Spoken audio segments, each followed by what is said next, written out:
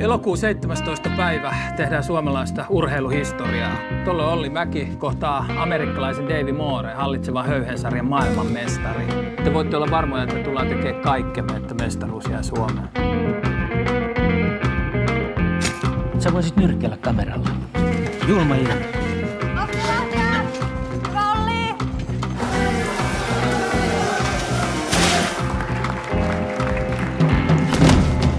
Saako olla ihan rehellinen? Totta kai, mullehan sun pitää nimenomaan olla rehellinen. Tiedätkö, musta tuntuu, että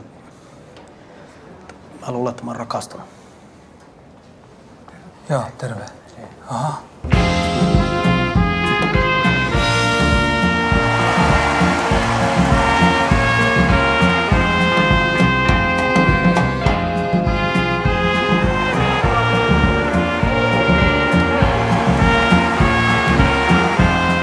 Hyvä, tälleen jatketaan.